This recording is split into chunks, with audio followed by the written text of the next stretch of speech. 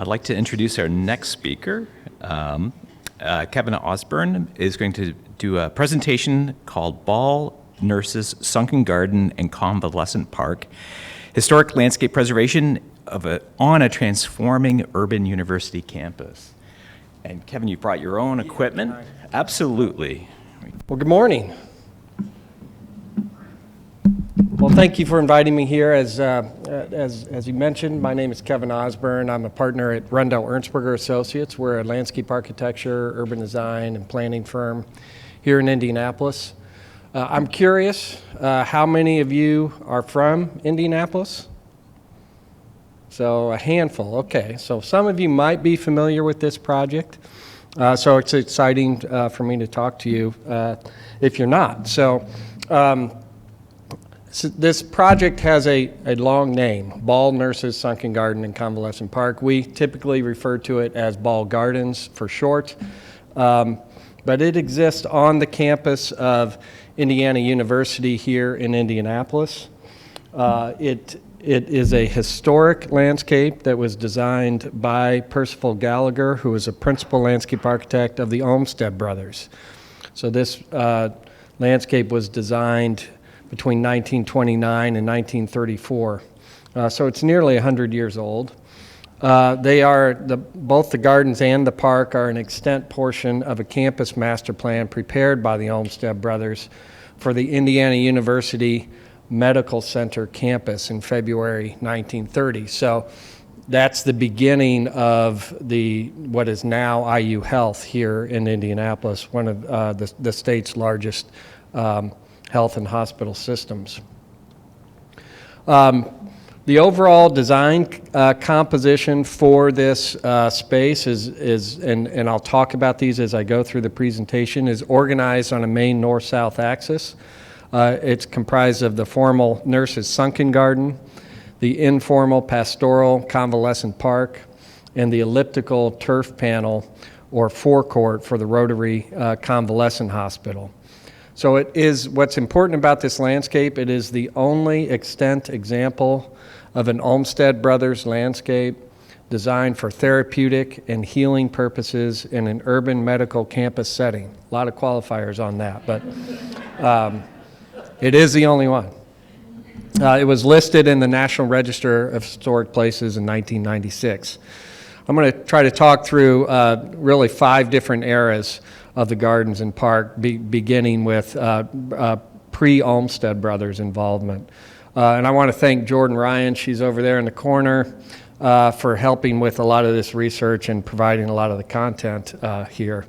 So before the Olmsted Brothers came to Indianapolis, this is an 1855 map of where the site was located in the historic floodplain of Fall Creek and White River. You can see Fall Creek being the skinnier body of water to the left, and White River being further west there. By 1866, you begin to see a dam there located at Fall Creek that would then create a new mill race for powering of lumber and grain mills. You also see the emergence of this city hospital, which became the future Wishart Hospital. That it began just before the Civil War and was used to treat smallpox, the smallpox epidemic and wounded soldiers during the war. You'll also then by 1875 notice that Fall Creek itself had been channelized and sent due west into the White River due to the filling, and at that point there was a lot of filling in the floodplain that began. By 1898, the hydraulic canal was gone, the floodplain had been filled, the street network had extended, and up until roughly the 1920s, the area was settled and then largely abandoned.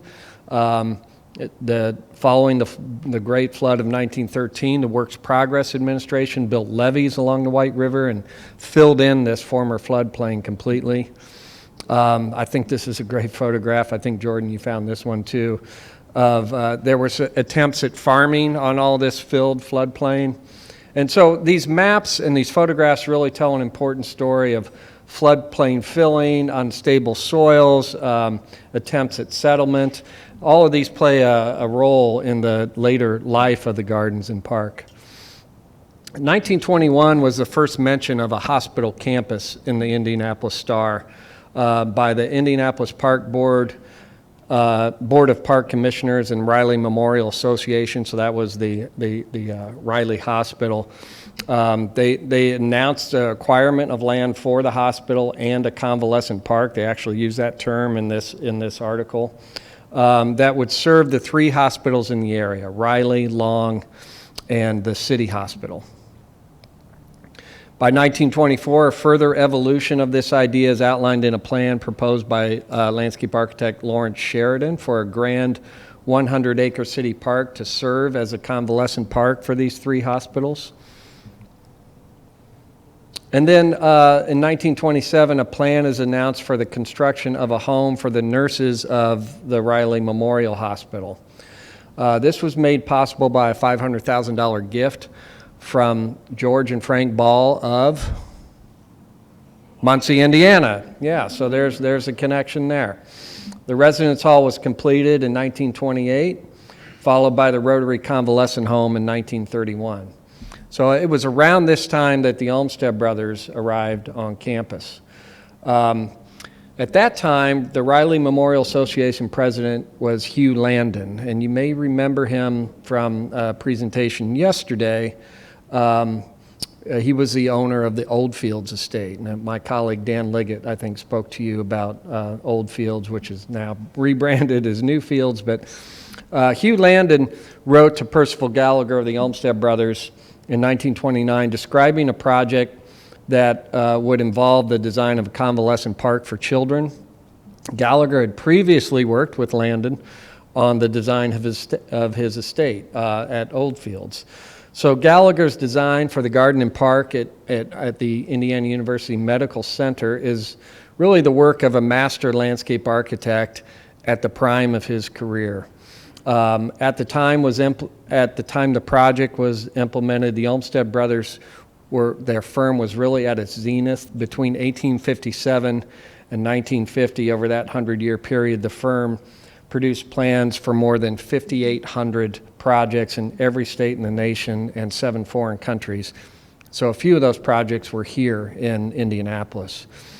I should mention Landon is on the left and Gallagher is on the far right in these photographs. So this is an early study from 1929 for the design of the grounds of the Indiana University Medical Center. So I guess I would have you note in this image the thought given to the overall campus setting, the circulation, the corridors, the open spaces, the grounds for the individual existing and planned buildings, and the attention to the campus edges adjacent to the existing city hospital there in the upper right, and the planned city park to the left, or to the west. This seems to be an intentional evolution of the convalescent park idea, which would serve the 3 hospitals in this medical campus setting. Note also the beginnings of the garden and park between the Ball Nurses Residence on the south and the Rotary Convalescent Home on the north. So this was an aerial photograph from 1931 of the medical buildings that existed on the campus at the time of the Olmsted Brothers' arrival. So you can see where the future site of the gardens and park are located between Nurses Residence and Rotary Convalescent. You also see the 2 hospitals here, Riley and City Hospital, Long Hospital here, and the medical school and Coleman Hospital. So most of these buildings, except for the City Hospital, still exist today. So this is a plan from 1930 that looks at the grading for the Nurses Sunken Garden. So the garden, as I mentioned, is organized by that central axis and subdivided into those 3, the overall space subdivided into those 3 areas, one of which is the Sunken Garden. The Sunken Garden itself then is divided into 3 separate areas, a central square flanked by 2 symmetrical terraces. Gallagher believed that the nurses needed their own special garden. So again, the nurses are living here in the residence hall. He believed that the nurses needed their own special place to decompress that was private and separated from the rest of the park. He also believed that the families and staff and patients should be able to enjoy the restorative power of nature in the park. So there was an attempt, as you can see in this image, of separating the garden from the park, in this case with a brick wall and an arbor structure. This is a further study then of the entire project area. Grading and beautification of the grounds around the residence hall and other areas of campus began in 1930 with additional funding from George Ball.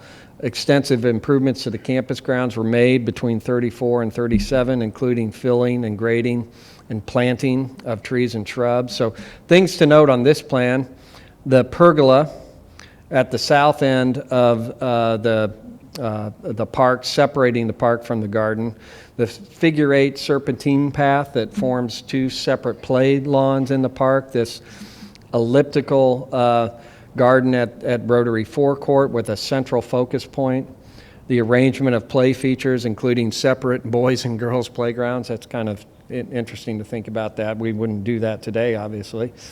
And then the density of plantings along the edges of the park. So this was the final plan essentially for the project. This is also a 1935 study for the pergola and the arbor that would separate the park from the sunken garden. This study was prepared by W.B. Marquis of the Olmsted office after Gallagher's death in 1934.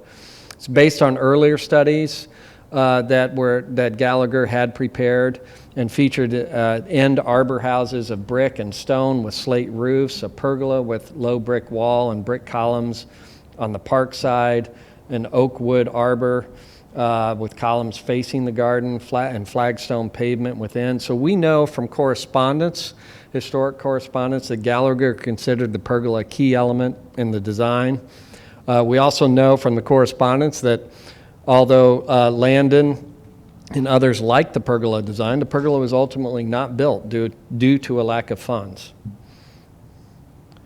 So this is a 1933 aerial photo that shows construction of the park is underway with the Rotary forecourt and drop-off complete and the paths of the park graded. The 1934 aerial that begins to show the entire composition.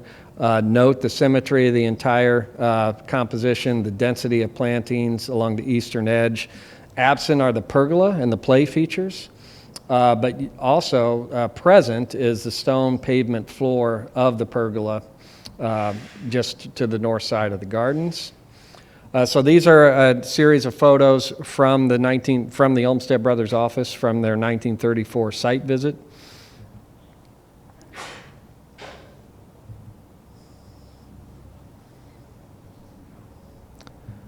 And you'll note the statue here at the center of the Nurses Sunken Garden. This was in 1933. The Nurses Alumni Association donated this sculpture, which was called Eve, by Indianapolis sculptor Robert Davidson as the centerpiece of the gardens.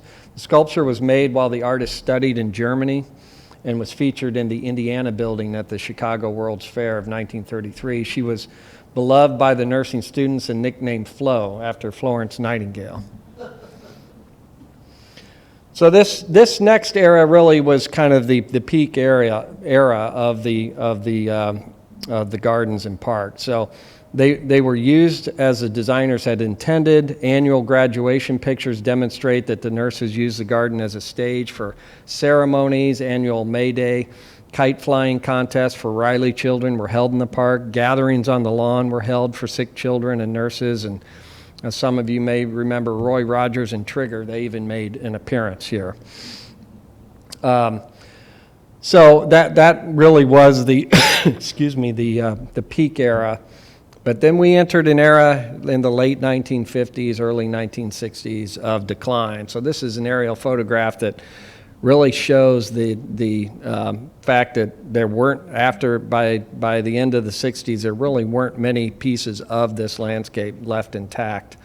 The expansive growth of the campus after World War II was the beginning of a series of alterations to the gardens and park that rendered much of the Olmsted Brothers master plan and design landscape unrecognizable. There were additions to existing buildings, new buildings, parking lots, and the ever-increasing need for parking prompted the widening of drives and the conversion of building lawns to parking lots, including along the park's eastern edge and the front lawn of the nurses' residence hall. So again, this is the nurses' residence hall, the Sunken Garden. The Convalescent Park itself is completely gone, replaced by this east-west circulation pattern. Remnants of the rotary forecourt are still there. This, as a result of the construction of these new buildings, fill was placed on top of the garden's west turf panel, so that was completely removed. You see the installation of new utility tunnels that cut across the garden in this image, and you see the construction of again utility tunnels and this main east-west path, which permanently altered the circulation pattern and the serpentine pattern.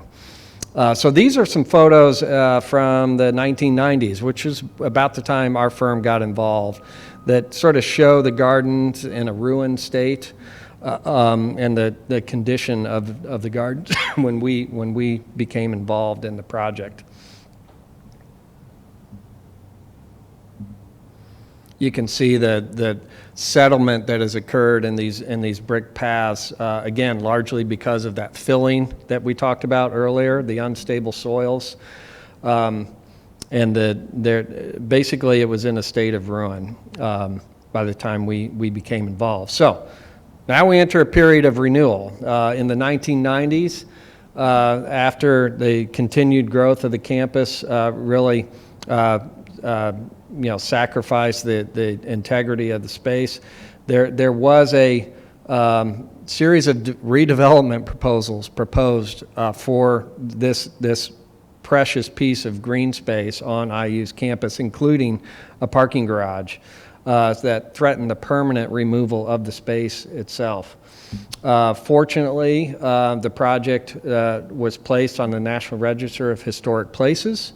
The university then committed to maintain the garden and the park as a campus green space and restore what remained of the designed landscape.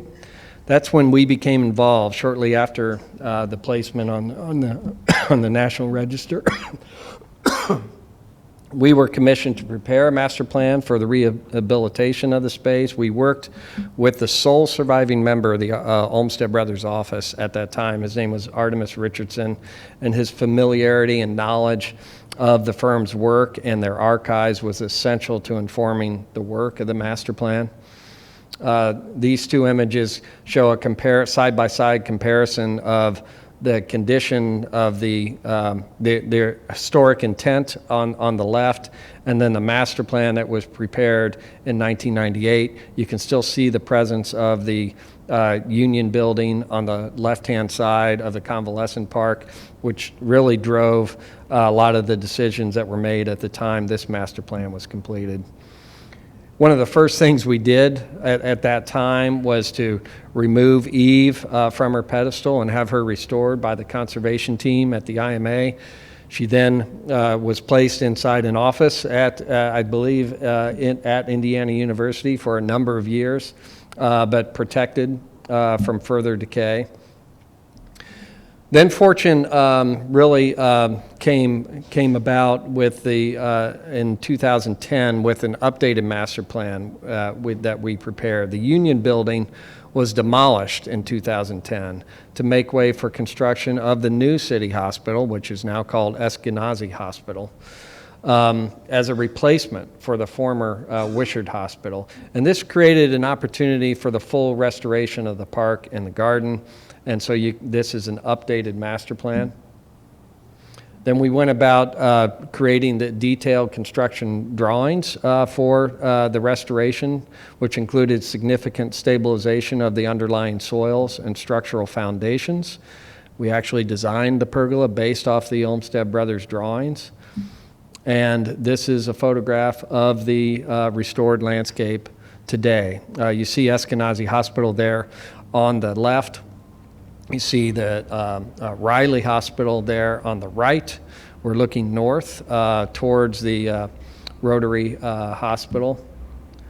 And then you see the nurses' sunken garden there in the foreground of this image. Note that the two side panels were not built. Again, a budget challenge, but we were able to build the primary central panel. I've been working on this project for over 20 years. I'm still advocating to get those side panels built. So if anyone wants to donate some money, we'll get that done. Just flipping through a few of these images to give you an overview of the project here.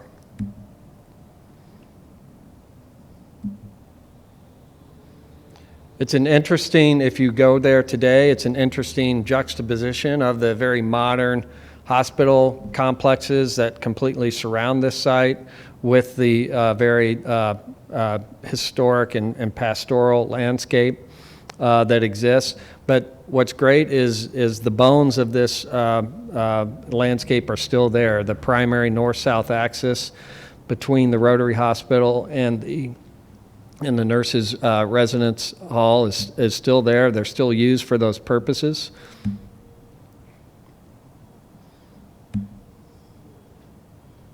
Some shots of the pergola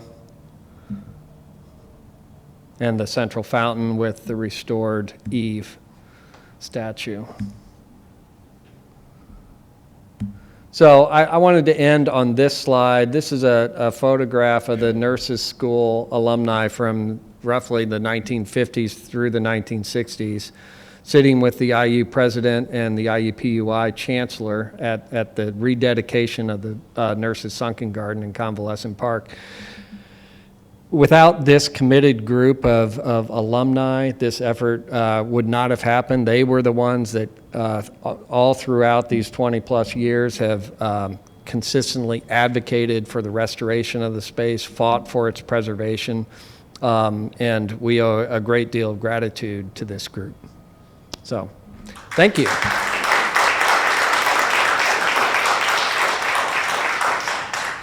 Question for him. Yeah. Thanks so much for sharing this very rich history. I'm curious about how you went about planning to maintain that sense of respite in the face of this juxtaposition that was already now in place, and also whether you did work with the former nurses and staff or current people living there to get a sense of like what that would mean for them in this case. Yeah, I think most of our interaction was with the alumni, the nurses alumni. They, believe me, they wanted to meet on a regular basis, whether we were working on something at the time or not. So I think even during the planning, there were a lot of pressures to introduce new things to this landscape that weren't part of the original plan. One of which was a play garden for the children of Riley Hospital, and they had ideas it was very Disney-like with, a massive artificial tree and climbing elements, and we were asked to find a way to tuck this into the gardens, and ultimately that didn't happen, thankfully, and we actually fought against it on many levels. But I'd say this notion of being true to the original design intent was always in the back of our mind because we had read the correspondence. We knew we had art telling us what the designer's original intent was. So the construction and the realization of that pergola piece based on the original plans was something that thankfully the university also was very supportive of. And so I think finding those plans enabled us to really, fully realize the vision for the Nurses Sunken Garden piece. At the same time, the Convalescent Park, it was really a matter of editing, of taking out things that had sort of sacrificed the feeling of respite in the park and beginning to make it more of an internal landscape rather than a pass-through landscape. Other questions? I thank you so much. That was a really fascinating presentation. I was wondering about the gender of the spaces. Like I saw you were talking about how the playgrounds were separated by gender, and I assume this nurses program was predominantly a gendered space. And I was wondering if you could see certain things in the design that related to this kind of like gender separation. That's a great question. It is interesting when you go back and look at the original plans and sort of the decisions and the design intent that was made at that time, 100 years ago. The need to separate boys and girls in separate play spaces, which actually never happened. They never built the play spaces. I think the fact that exclusively all the nurses alumni that we worked with were women. There was a very much a sensitivity to the meaning and the intent of that space in particular, the Sunken Garden. As I said, they all sort of thought of Flo as one of their friends, and the restoration of that statue was a very emotional component to them. So I don't know if I'm answering your question, but those were all sort of key considerations as we worked through the design. Other questions? Thank you so much for your presentation. A very minor thing, I'm just curious, was there a debate on whether you should restore the statue? Because I see some people want to see the decay as part of the history. I'm just curious. Not really, and I'll tell you why. Because the statue in the late 1990s, when we got there, was barely connected to its base. In fact, it was rocking. There were three sort of anchor points underneath the statue. Two of them had completely corroded, and the final one was halfway there. So it was just a matter of time before a strong wind or a vandal or something knocked the statue off of its perch. So we were fortunate enough to be able to work with conservators at the Indianapolis Museum of Art, who specialize in restoring historic sculptures, particularly bronze sculptures. And so they took it on as their own private mission to restore Eve to her former glory. If you go out there today, she's been in place now almost 10 years. She's already developed that patina, maybe not to the extent that she had when we first started, but that's all part of the restoration process, is to make sure that patina can reoccur. Thank you so much. Thank you.